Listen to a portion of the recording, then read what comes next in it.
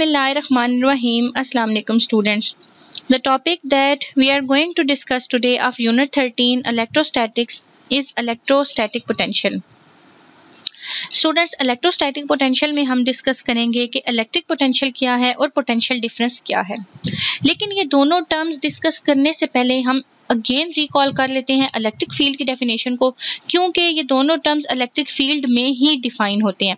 तो electric field के बारे में हमने क्या डिस्कस किया था कि एक चार्ज के अराउंड वो फील्ड, वो एरिया या वो रीजन जिसमें वो अपनी इलेक्ट्रोस्टैटिक फोर्स को एक्सर्ट कर सकता है किसी दूसरे चार्ज के ऊपर, वो फील्ड क्या कहलाती है? इलेक्ट्रिक फील्ड कहलाती है। जैसे ग्रेविटेशनल फील्ड कौन सी फील्ड होती है? वो एरिया, वो रीजन जहां तक अर्थ एक बॉडी पे अट्रैक्टिव फोर्स लगा सकती है, वो फील्ड कहलाती है ग्रेविटेशनल फील्ड। अगर इलेक्ट्रिक फील्ड से या ग्रेविटेशनल फील्ड से body out of the region चली जाए तो फिर उसके ऊपर इफेक्ट नहीं रहता, ना ही ग्रेविटेशनल फील्ड में ना ही इलेक्ट्रिक फील्ड में। सो हम डिस्कस करेंगे इलेक्ट्रिक फील्ड में कि इलेक्ट्रिक पोटेंशियल क्या होता है एंड पोटेंशियल डिफरेंस क्या होता है। Okay, so first of all it is a little bit introduction about this topic that students कि gravitational potential at a point in the gravitational field is the gravitational potential energy of unit mass placed at that point।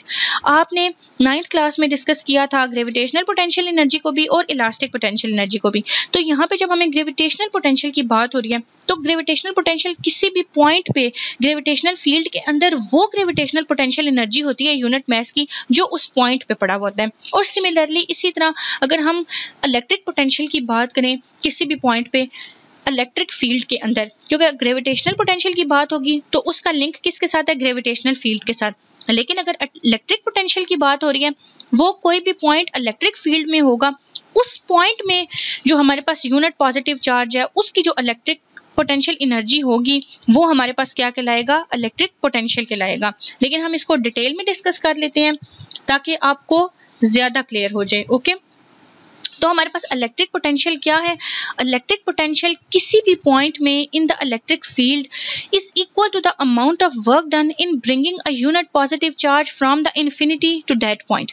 Electric potential हमारे पास वो amount of work done है जो एक unit positive charge को, unit mean one, unit का मतलब होता है एक, मतलब यूनिट पॉजिटिव चार्ज को इन्फिनिटी से इलेक्ट्रिक फील्ड के अंदर किसी पॉइंट में लाने में जो हम वर्क डन करते हैं that is called electric potential.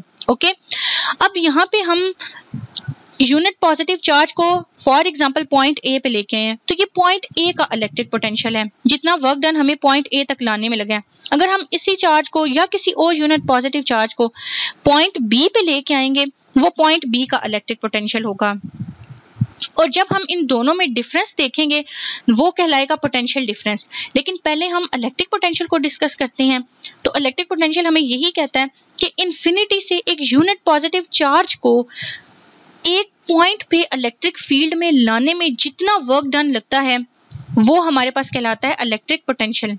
अब जब वर्क डन का मतलब आपको पता है, वर्क डन का क्या मतलब होता है? फोर्स मल्टीप्लाई डिस्प्लेसमेंट, मतलब फोर्स अप्लाई करनी पड़ेगी उसको लाने के लिए यहाँ पे इन्फिनिटी से इस पॉइंट पे। इन्फिनिटी का मतलब है कि एक ऐसा पॉइंट जो इस इलेक्ट्रिक फील्ड से ज्यादा डिस्टेंस पे हो, मतलब वहां पे उस पॉइंट पे ये जो इलेक्ट्रिक फील्ड के अंदर ये जो चार्ज है इस चार्ज का कोई इफेक्ट उसके ऊपर नहीं है क्योंकि वो फील्ड से बाहर है। इसलिए हम उस पर फोर्स अप्लाई करके और वो डिस्प्लेसमेंट कवर करेगा, हम उसे इलेक्ट्रिक फील्ड के अंदर किसी पॉइंट पे लाएंगे ताकि क्या हो, उसके ऊपर जो चार्ज है जो इलेक्ट्रिक फील्ड का है वो उसके ऊपर कुछ ना कुछ उसका इन्फ्लुएंस हो सके। ओके, सो अगर W को हम रिप्रेजेंट करते हैं वर्क डन से in moving a positive charge Q from infinity to certain point in the field, तो इलेक्ट्रिक पोटेंशियल जिसको हम रिप्रेजेंट करते हैं कैपिटल V से, जैसे फोर्स को कैपिटल F से, वर्क डन को W से, चार्ज को Q से रिप्रेजेंट करते हैं। Similarly we represent electric potential with the letter capital V। So it is given as work per unit charge. हम इसको वर्क पर यूनिट चार्ज भी कहते हैं कि एक यूनिट चार्ज को लाने में जितना वर्क डन लगता है that is called electric potential. Okay, अगर हम यहाँ पे तो हम पॉइंट ए पे लेके आए हैं, अगर हम पॉइंट बी पे लाते तो वो पॉइंट बी का इलेक्ट्रिक पोटेंशियल कहलाता। अगर हम पॉइंट ए पे लाए हैं तो वो हमारे पास क्या कहलाएगा? पॉइंट ए का इलेक्ट्रिक पोटेंशियल कहलाएगा। Okay, now we will discuss its SI unit. अब अगर हम वर्क का यूनिट देखें तो वर्क का यूनिट होता है जाउल और चार्ज का यूनिट होता है कूलम। सो जाउल पर coulomb is equal two volt and volt is the SI unit of electric potential. And electric potential is a scalar quantity because it depends on the work done, and work done is a scalar quantity. You know, work depends on force and displacement, and force and displacement both are vector quantities, but the dot product of two vector quantities is equal to the scalar quantity. That's why work done is a scalar quantity, and electric potential depends on work done to bring the positive charge from infinity to the point in the electric field. So electric potential is a scalar quantity. Okay, now students, जैसे हमारे पास gravitational field में हमेशा कोई भी object जो है या कोई भी बॉडी जो है वो हमेशा हाई पोटेंशियल से लो पोटेंशियल पे मूव करेगी, इस तरह हम अगर इलेक्ट्रिक पोटेंशियल की बात करें तो सेम केस यहाँ पे भी होगा। अब इसकी बेस्ट एग्जांपल है स्टूडेंट्स हमारे पास डेली लाइफ में कि जब आप ऊपर की तरफ जाते हैं, मीन आप स्टेयर्स चढ़ते हैं तो आपको ज्यादा फोर्स लगानी पड़ती है, लेकिन जब आप हाई से लो मूव करके आ रहे होते हैं तो आपको फोर्स अप्लाई करने की जरूरत नहीं है, आप उसी डायरेक्शन में इजीली आ जाते हैं, आपको थकावट भी नहीं होती क्योंकि ग्रेविटी भी आपको डाउनवर्ड पुल कर रही है और आप खुद भी डाउनवर्ड मूव करके आ रहे हैं। सो जब हमें हाई से लो हम मूव करके आते हैं तो हमें कोई फोर्स अप्लाई करनी नहीं पड़ती। इसी तरह ग्रेविटेशनल फील्ड में हमारे पास होता है और सेम केस हमारे पास इलेक्ट्रिक फील्ड में होता है। जब हम इलेक्ट्रिक फील्ड के अंदर एक चार्ज को रिलीज कर देते हैं वो भी हमेशा हाई पोटेंशियल से लो पोटेंशियल पे मूव करता है। अब यहाँ पे ये ए पॉइंट है, हमारे पास पॉजिटिव चार्जेस जो है, जो पॉजिटिव पोटेंशियल है इसको हमने हाई पोटेंशियल कह दिया और जो नेगेटिव है उसको हमने लो पोटेंशियल कह दिया।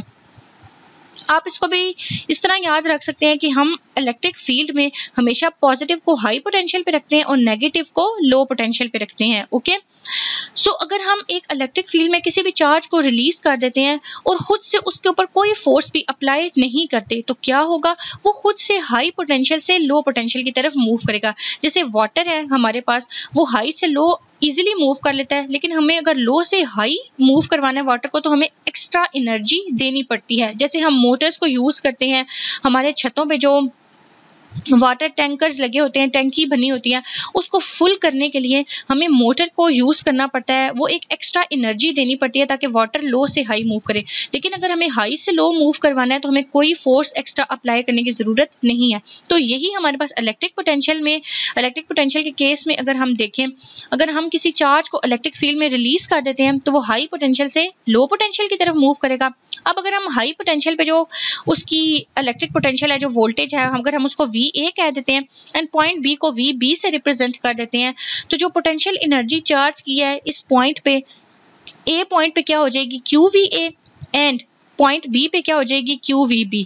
और अगर हम इन दोनों के दरमियान चेंज देखना चाहते हैं तो आपको पता है चेंज देखने के लिए हमें क्या करना पड़ता है, माइनस करना पड़ता है।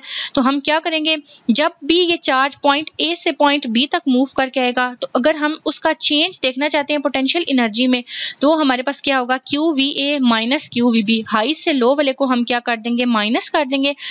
This energy is utilised in doing some useful work, और हमें पता चल जाएगा कि कितनी एनर्जी यूजफुल, जो एनर्जी यूज हुई है हमारे पास ये वर्क डन करने में, पॉइंट A से पॉइंट B आने में कितना वर्क डन हुआ है, हमारे पास कितनी एनर्जी यूज हुई है। ठीक है, and this energy supplied by the charge, और ये जो चार्ज के थ्रू जो एनर्जी सप्लाई हुई है, अगर हम इसको ओवरऑल देखें तो हम Q को कॉमन ले लेंगे और and it is equal to VA minus VB।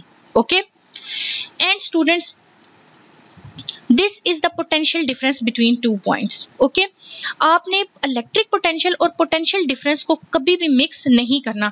जब हम इलेक्ट्रिक पोटेंशियल की बात करते हैं तो उसका मतलब यह है कि किसी इंफिनिटी के पॉइंट से एक चार्ज को इलेक्ट्रिक फील्ड में किसी पॉइंट में लाने में जितना वर्क डन लगता है एक यूनिट पॉजिटिव चार्ज को लाने में, वो कहलाता है इलेक्ट्रिक पोटेंशियल। लेकिन इलेक्ट्रिक फील्ड के अंदर दो पॉइंट्स के दरमियान अब चार्ज इलेक्ट्रिक फील्ड के अंदर आ चुका है और इलेक्ट्रिक फील्ड के अंदर रहते हुए वो जब एक पॉइंट से दूसरे पॉइंट की तरफ मूव करता है तो उन दो पॉइंट्स पे, अब देखिए पॉइंट A पे उसकी इलेक्ट्रिक पोटेंशियल कुछ और है, पॉइंट B पे कुछ और होगी, तो ये जो दो पॉइंट्स के दरमियान जो डिफरेंस आता है that is called potential difference. So आपने, ये बहुत ईजी टर्म्स है, आपने electric potential and potential difference में बिल्कुल भी कंफ्यूज नहीं होना। ओके, सो हम ये कह सकते हैं कि अगर Q1 कूलम है, then the potential difference between 2 points become equal to the energy supplied by the charge. अगर Q जो हमारे पास जो चार्ज है वो 1 कूलम है, यानी कि यूनिट पॉजिटिव चार्ज है, तो जो दो पॉइंट्स के दरमियान पोटेंशियल डिफरेंस है वो किसके इक्वल हो जाएगा? उस एनर्जी के इक्वल हो जाएगा जो चार्ज ने क्या किया है? सप्लाई किया है, supplied by the charge. Okay, so overall अगर हम पोटेंशियल डिफरेंस को डिफाइन करना चाहें तो वो डिफाइन कैसे हम उसे करेंगे? The energy supplied bye a unit positive charge, वो एनर्जी जो चार्ज ने सप्लाई किया है when it moves from one point to the other in the direction of field। Field की डायरेक्शन में ही, अब फील्ड की क्या डायरेक्शन है? हाई से लो, तो फील्ड की डायरेक्शन में ही एक चार्ज ने जब वो हाई से लो मूव किया तो उसने जितनी एनर्जी दी है, जितनी एनर्जी उसने सप्लाई किया है, is called potential difference between 2 points. उन दो पॉइंट्स के दरमियान वो एनर्जी क्या कहलाएगी? पोटेंशियल डिफरेंस कहलाएगी। अब अगर हम ये चाहते हैं कि चार्ज लो से हाई की तरफ मूव करें, यानी कि अगेंस्ट द फील्ड मूव करे, तो फिर हमें क्या करना पड़ेगा? एनर्जी को सप्लाई करना पड़ेगा, क्योंकि अगर वो फील्ड की डायरेक्शन में ही आ रहा है फिर तो हमें कोई एनर्जी अप्लाई करने की जरूरत नहीं है, कुछ भी सप्लाई करने की, कोई एक्स्ट्रा फोर्स लगाने की जरूरत नहीं है। जैसे मैंने आपको एग्जांपल दी स्टेयर्स पे चढ़ने की, जैसे मैंने आपको एग्जांपल दी वाटर की, कि हाई से लो मूव करते हुए हमें कोई एक्स्ट्रा फोर्स नहीं लगानी पड़ती। लेकिन जब हमें लो से हाई किसी चीज को मूव करवाना है, अगर हम इस यूनिट पॉजिटिव चार्ज की बात करें, अगर हम इसको लो पोटेंशियल से हाई पोटेंशियल पे ट्रांसफर करना चाह रहे हैं, हमें एनर्जी को सप्लाई करना पड़ेगा, क्योंकि अगर वो लो पोटेंशियल पे होगा तो उसमें इतनी एबिलिटी नहीं होगी कि वो मूव करे। जिस तरह हमारे अंदर अगर एनर्जी ना हो तो we are unable to do any kind of work, हम उठ के काम नहीं कर सकते। सो जब हम चार्ज को लो से हाई मूव करवाना चाहेंगे तो एनर्जी सप्लाई करनी पड़ेगी, लेकिन अगर हम उसको ऐसे ही फ्री रिलीज कर देते हैं तो वो हमेशा फील्ड की ही डायरेक्शन में मूव करेगा। It moves from high potential to the low potential. Okay, so students, this is all about electric potential and the potential difference. You have to remember this topic carefully, and this is your home task. You have to do 13.11 and 13 point question that is related to today's topic. Both these questions are too much easy and you have to do them on your notebooks. And if you have any query related to the topic or related to these questions, you can ask me anytime. So thank you, Allah Hafiz, and stay safe.